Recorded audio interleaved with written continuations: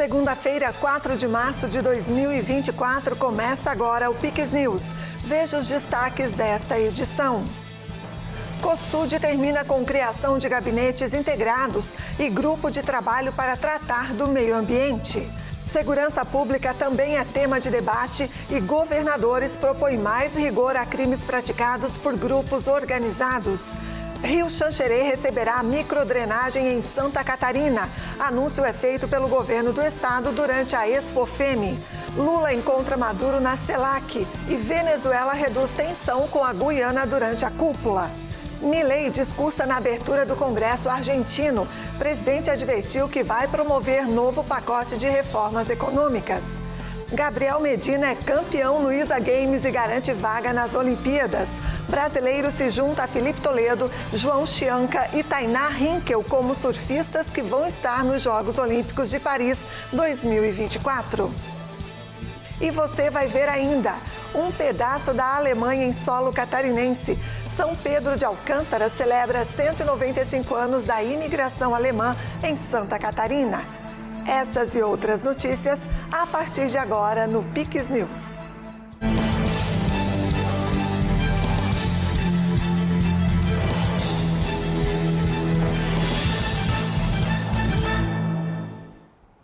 Olá, obrigada pela companhia. Nós estamos ao vivo, agora são 8h02. Chegou no último sábado a 10ª edição do Encontro do Consórcio de Integração Sul e Sudeste, o COSUD. Ao final, os governadores celebraram a Carta de Porto Alegre e formaram um pacto pela segurança pública. A carta contempla as diretrizes definidas nos 3 dias de encontro para melhorias em diversas áreas de interesse dos 7 estados. Também foi firmado o Pacto Regional pela Segurança Pública e enfrentamento ao crime organizado, com sugestões de mudanças sobre o assunto. Os governadores ainda assinaram a criação do Estatuto do COSUD. Teve a oportunidade de discutir temas que são muito importantes para todos os estados e para Santa Catarina especificamente. Os grupos de trabalho trouxeram materiais, trouxeram propostas mais concretas, então a gente sai daqui mais motivado, animado, e preciso registrar aqui que a orientação que o governador Jorginho Melo nos deu de que os grupos tenham efetividade, que busquem com concretude nas ações, foi efetivada e a gente volta para Santa Catarina com muito material para trabalhar. O Pacto Regional pela Segurança Pública e Enfrentamento ao Crime Organizado traz 4 tópicos principais: a criação do Gabinete Integrado de Inteligência de Segurança Pública, ações de capacitação conjuntas e ofertas de vagas existentes, aquisições compartilhadas de equipamentos tecnológicos e alterações legislativas. Esse último tópico visa trazer inovações nas assembleias na temática de enfrentamento qualificado à criminalidade organizada, buscando reduzir a repetição de crimes graves e de natureza violenta. Nós começamos um processo de falar da legislação. Hoje, o crime comum, hoje todo crime é comum. Então, se ele foi feito por alguém de fuzil, de uma facção criminosa, de alguém que está fazendo uma luta territorial, ou se ele é um crime comum, na hora do judiciário, ele é analisado sob uma lei só. E nós começamos um debate que acabou, muito felizmente, sendo internalizado pelo COSUD, de se criar categorias de crimes específicos e não tornar essas análises judiciais iguais aos outros. Ou seja, alguém portando fuzil, alguém de tráfico, alguém de milícia, não pode ser considerado um criminoso comum, um assaltante que faz um assalto, que pode sim ser ressocializado. Eu falei na semana passada na Fundação Getúlio Vargas, 61% da população carcerária do Rio de Janeiro é faccionada. A Carta Porto Alegre também trouxe menções ao trabalho em conjunto que vai ser adotado em aperfeiçoamento das relações de combate à dengue, ajustes no novo ensino médio, o Fundo Mata Atlântica e a sustentabilidade fiscal e reforma tributária. Foram vários temas importantes, mas o principal tema do conjunto dos que aqui foram discutidos foi a questão da dengue em função de ser os estados do Sul e do Sudeste os mais atingidos do país, até pelo histórico, porque nós temos casos de dengue nos últimos anos, apenas a magnitude que a gente está tendo. As ações de fortalecimento das políticas públicas que já vinham sendo desenvolvidas desde 2023, uma discussão sobre financiamento, em especial dos agentes de endemias, porque a base de cálculo, por exemplo, de Santa Catarina para os agentes de endemias ainda é de 2014, o conjunto dos municípios de Santa Catarina precisam desses profissionais.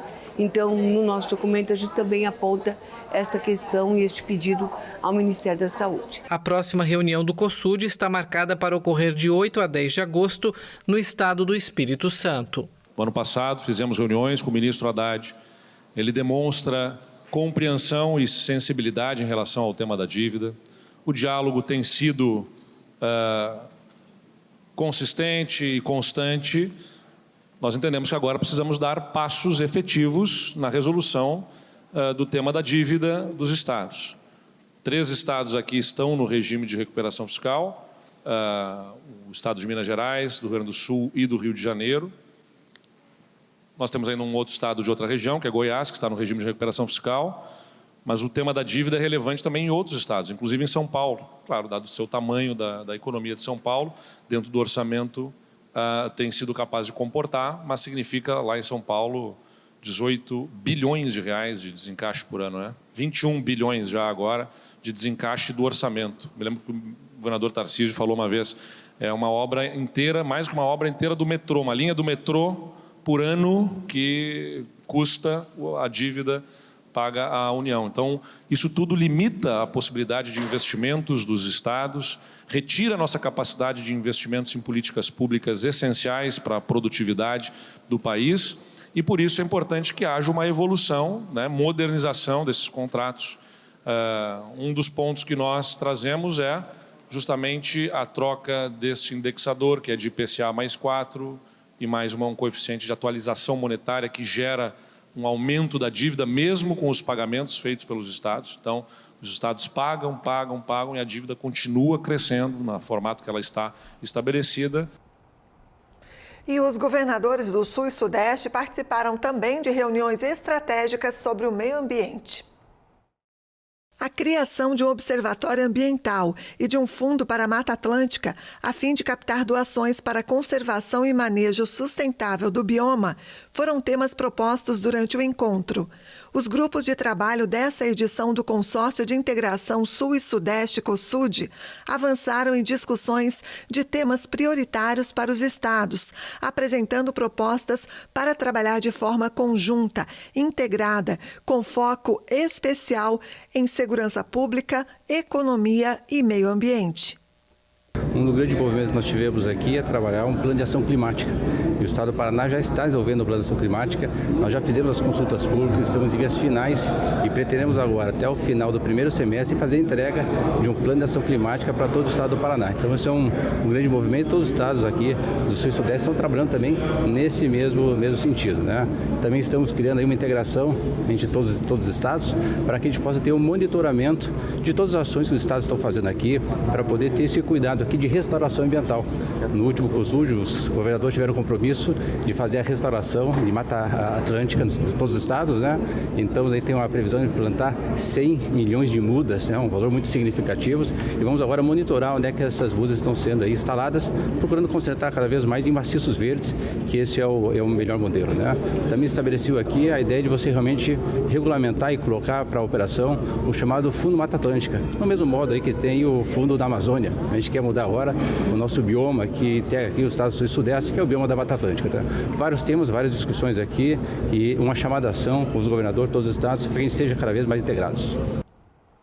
E o governador de Santa Catarina anunciou durante a visita da Expofem em Xanxerê o investimento de recursos para hidras de macrodrenagem pluvial e fluvial no rio Xanxerê.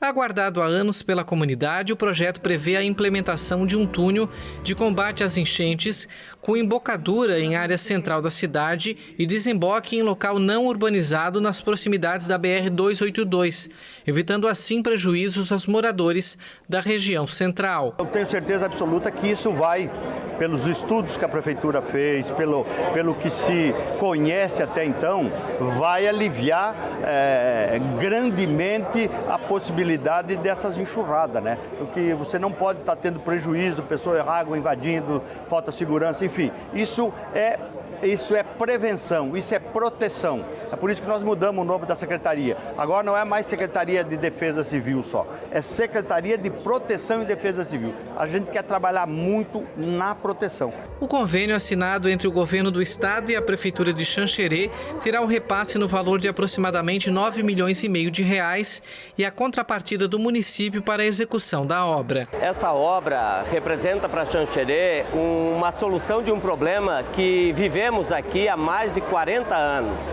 que é o alagamento do centro da cidade e de localidades, bairros próximos ao rio Xanxerê.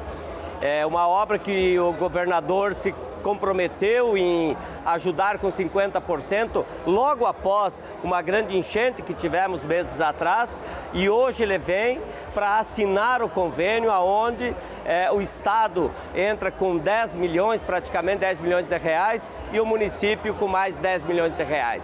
Isso faz com que o município não pare as obras. Ontem mesmo nós estávamos fazendo asfalto no centro da cidade, em virtude de que não precisamos usar todo o nosso recurso para esse túnel. Então, nós agradecemos ao governo do estado, Xanxerê agradece ao governo do estado por essa sensibilidade que Xanxerê vivia há mais de 40 anos. O anúncio foi feito durante a Expofeme, que é uma das maiores feiras multissetoriais do sul do Brasil. O evento voltado ao agronegócio também comemora os 70 anos do município de Xanxerê. É uma feira de negócio, é uma feira que expõe um dos cultivos muito importantes para nós. Eu sou um polenteiro por natureza, gosto de polenta, é uma barbaridade, mais do que arroz. E já disse isso lá na terra do arroz, lá em Tubarão, lá na primeira colheita lá. Enfim, estou passando por aqui para dar um abraço no prefeito, vamos fazer uma entrega de uns recursos aí para ele fazer uma obra que ele está querendo fazer, porque dinheiro na mão de gente séria multiplica e na mão dele vai girar frutos.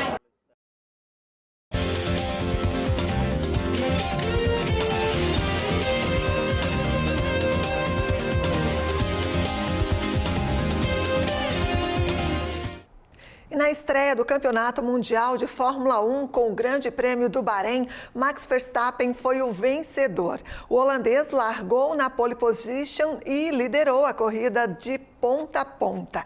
Ele começa a temporada de 2024 da mesma forma que terminou 2023, ou seja, liderando o campeonato. O mexicano Sérgio Pérez terminou a corrida em segundo lugar e o espanhol Carlos Sainz completou o pódio na terceira posição. O próximo compromisso dos pilotos será neste sábado, às 14h, no horário de Brasília, no GP da Arábia Saudita.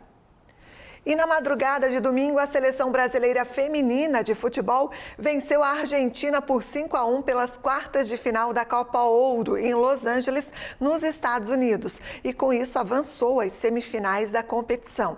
Agora o Brasil encara o México nesta quarta-feira, às 21h, no horário de Brasília, em San Diego, no Canadá. Boa sorte! E o surfista brasileiro Gabriel Medina venceu a grande final dos Jogos Mundiais de Surf, realizado neste domingo em Porto Rico, e conquistou vaga para os Jogos Olímpicos de Paris 2024.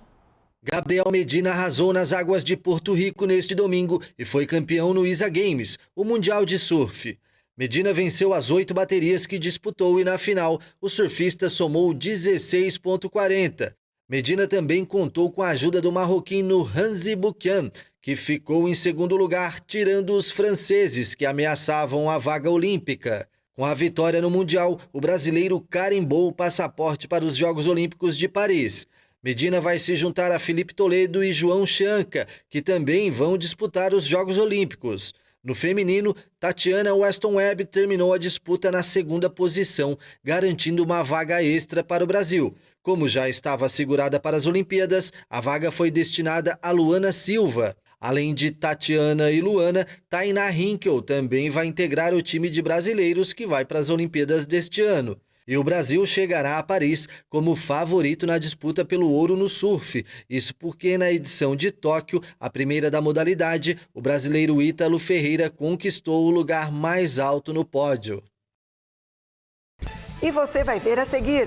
Polícia indiana busca suspeitos de estupro coletivo contra espanhola de origem brasileira. Um pedaço da Alemanha em solo catarinense. São Pedro de Alcântara celebra 195 anos da imigração alemã em Santa Catarina. É depois do intervalo, voltamos já. Tudo é melhor no Comprão. O frescor do hortifruti é melhor no Comprão. A qualidade da carne é melhor no Comprão. Bebida pro churras é melhor no Comprão. Tudo é melhor no Comprão. O postinho da padaria é melhor no Comprão. Desconto no atacado é melhor no Comprão. Abastecer o seu negócio é melhor no Comprão. Tudo é melhor no Comprão. Tudo que você precisa, qualidade, economia, pagamento. É melhor no Comprão. Melhor preço é no Comprão. Somos a JJ Hotels Group. Com uma equipe especializada, vamos ajudar o seu hotel ou pousada a crescer nas vendas. Cuidamos de toda a parte de marketing e central de reservas, para que o seu hóspede tenha um atendimento privilegiado e a atenção que ele merece. Além de uma experiência de 10 anos no mercado, contamos com os melhores sistemas para o controle da sua hospedagem. Você se preocupa em receber os seus hóspedes, nós nos preocupamos em levar eles até você.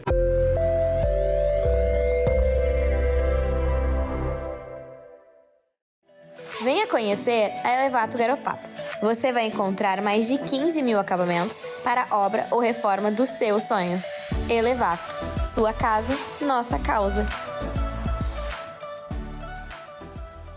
A Casa Azul é uma clínica de psicologia e neurodesenvolvimento infantil especializada em transtorno do espectro autista. Estamos preparados para atender você e sua família num ambiente lúdico e acolhedor. A Casa Azul está no centro de Garopaba. Procure por Casa Azul Garopaba no Instagram e venha nos conhecer. A situação é grave. Todos os dias chegam mais pessoas com sintomas da dengue nos postos de saúde e hospitais catarinenses. Febre, dor de cabeça, náusea, dor no corpo e nas juntas, dor por trás dos olhos, manchas vermelhas espalhadas pelo corpo. Se você tem esses sintomas, o mais importante é tomar bastante água e procurar uma unidade de saúde. A dengue é uma doença muito grave. Previna-se. A dengue mata. Secretaria da Saúde, Governo de Santa Catarina. Olá, estamos de volta, agora são 8h18.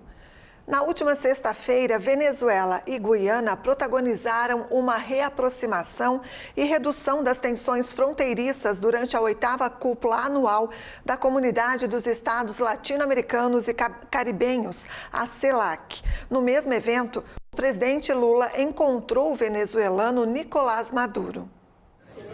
O presidente da Guiana, Irfan Ali, disse na reunião de cúpula da Comunidade de Estados Latino-Americanos e Caribenhos, a CELAC, que deseja manter a paz com a vizinha Venezuela em meio à disputa centenária pela soberania do território de Essequibo.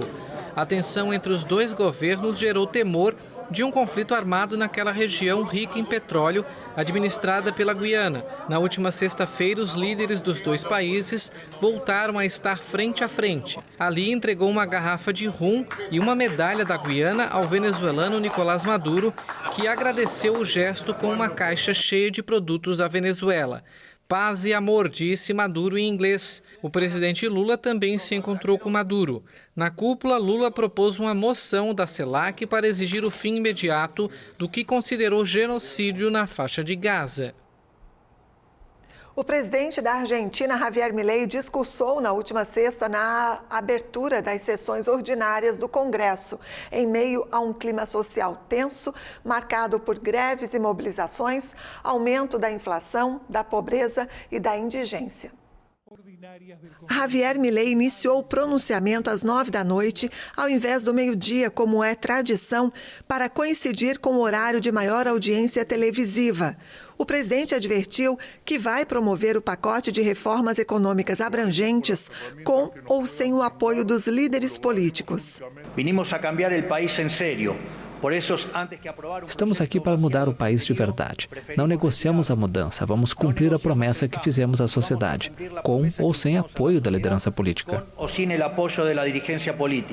Os parlamentares paralisaram o projeto do governo de desregulamentação da economia e cortes orçamentários. A Argentina está passando por uma crise econômica com uma inflação interanual de 254%, sendo 50% desde que o novo presidente assumiu. Metade da população vive na pobreza.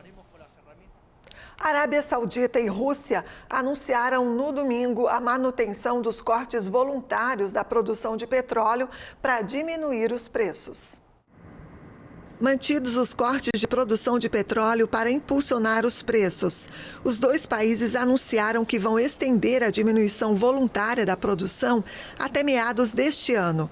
Os sauditas produzem cerca de 9 milhões de barris diários de petróleo, muito abaixo da capacidade de 12 milhões por dia. A Rússia vai cortar a produção em 471 mil barris diários. O Iraque, importante ator da Organização de Países Exportadores de Petróleo, também vai aderir à iniciativa. Em 2023, vários membros da OPEP implementaram reduções voluntárias da produção, o que aumentou brevemente os preços do petróleo, mas não foi sustentado por muito tempo, de acordo com o objetivo inicial. Um dos vulcões mais ativos das Américas voltou a registrar atividade eruptiva. Lacumbre, na ilha de Fernandina, em Galápagos, começou a expelir lava na noite de sábado. O vulcão Lacumbre, localizado na ilha deserta de Fernandina, em Galápagos, entrou novamente em erupção, de acordo com o Instituto Geofísico do Equador. Um comunicado divulgado pelo órgão afirma que foi registrada uma anomalia térmica e a emissão de gás indicando o início de um processo eruptivo. Uma nuvem de gás sem muitas cinzas foi deslocada pelo vento, sem ultrapassar populações de outras ilhas com assentamentos humanos. Lacumbre entrou em erupção um total de 4 vezes em 8 anos. A última foi em janeiro de 2020, quando a atividade durou aproximadamente 9 horas. Com cerca de 30 erupções registradas desde 1800, o Lacumbre tem a maior taxa de recorrência de erupções no arquipélago de Galápagos. O governo do Haiti decretou estado de emergência e toque de recolher noturno em Porto Príncipe no domingo, após um ataque contra uma penitenciária que deixou pelo menos 10 mortos e permitiu a fuga de milhares de detentos. O ministro da Economia, Patrick Michel Boisvert, assinou o decreto como primeiro-ministro em exercício do país. O atual premier, Ariel Henry, estava no Quênia para assinar um acordo para o envio de policiais do país africano como parte de uma missão apoiada pela ONU para ajudar a restabelecer a ordem no país caribenho, muito afetado pelas ações das gangues. O Haiti enfrenta uma grave crise política, humanitária e de segurança desde o assassinato do presidente Jovenel Moïse em 2021. As forças de segurança estão sobrecarregadas pela violência das gangues, que assumiram o controle de áreas inteiras do país, incluindo a capital. Várias pessoas morreram depois que grupos criminosos atacaram na noite de sábado a Penitenciária Nacional de Porto Príncipe e provocaram a fuga de detentos. A ONG Rede Nacional de Defesa dos Direitos Humanos informou que há muitos corpos no local e que apenas 100 presos permaneciam na penitenciária, que antes do ataque tinha 3.800 detentos. Desde quinta-feira, gangues armadas atacaram locais estratégicos da capital, alegando que pretendiam derrubar o governo do polêmico primeiro-ministro Ariel Henry, que está no poder desde 2021 e deveria ter deixado o cargo no início de fevereiro. 3 indianos compareceram a um tribunal pelo estupro coletivo de uma turista espanhola de origem brasileira que viajava com o marido para uma região remota da Índia. A polícia está à procura de outros 4 suspeitos. O ataque ocorreu na noite de sexta-feira, no distrito de Dunka, no estado oriental de Jharkhand, onde o casal, que viajava de moto, parou para acampar. A polícia disse que está procurando outros 4 suspeitos. Temos que garantir uma punição rigorosa para os acusados. Uma segunda equipe foi formada para prender o restante dos suspeitos. A investigação está em andamento e batidas constantes são realizadas. Em breve prenderemos o restante dos acusados. De acordo com o Escritório Nacional de Registro de Crimes, uma média de 90 estupros foram relatados diariamente na Índia em 2022. Mas muitos deles não são denunciados devido ao estigma que muitas vezes as vítimas sofrem e pela falta de confiança no trabalho da polícia. As condenações são raras e muitos casos esbarram no sistema judicial sobrecarregado do país. O município de São Pedro de Alcântara, localizado na Grande Florianópolis, em Santa Catarina, comemorou no fim de semana um marco histórico: os 195 anos da imigração alemã no estado. Sendo o primeiro a receber imigrantes vindos da Alemanha, o local é reconhecido como a capital catarinense da colonização alemã. A festividade, marcada por solenidades, músicas e comidas típicas, foi prestigiada pelo governador Jorginho Melo, que destacou a importância não apenas dos alemães, mas de todos os povos imigrantes que moldaram a força do Estado. Porque essa mistura de alemão, de italiano, de caboclo, de português, de japonês, de polaco, de tirolês, deu uma mistura em Santa Catarina que deu uma raça imbatível. Então a gente é o último estado que entra numa crise e o primeiro estado que sai, pela qualidade do seu povo. Destacando-se como a primeira colônia de imigrantes alemães em Santa Catarina, São Pedro de Alcântara se orgulha como berço da presença germânica no estado.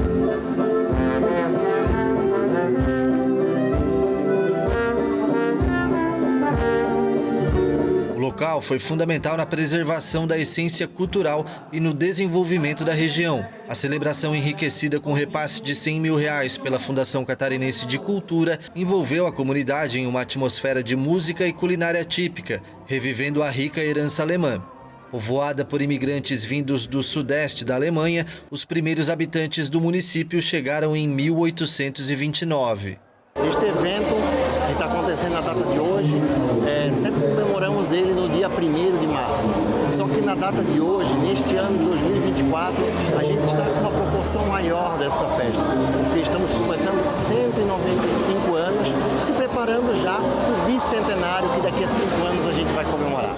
Durante a celebração, foram entregues homenagens a figuras fundamentais da comunidade. A centenária Filomena Kahn, moradora mais antiga de São Pedro de Alcântara, foi agraciada com uma medalha pelo governador.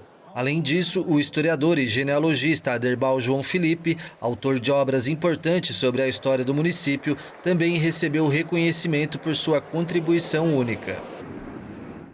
É isso aí, parabéns ao povo. I'm proud. E assim a gente encerra então o Pix News desta segunda-feira. Mais notícias no nosso site pixtv.com.br. Siga ainda nossas redes sociais, o endereço é @pixtvhd.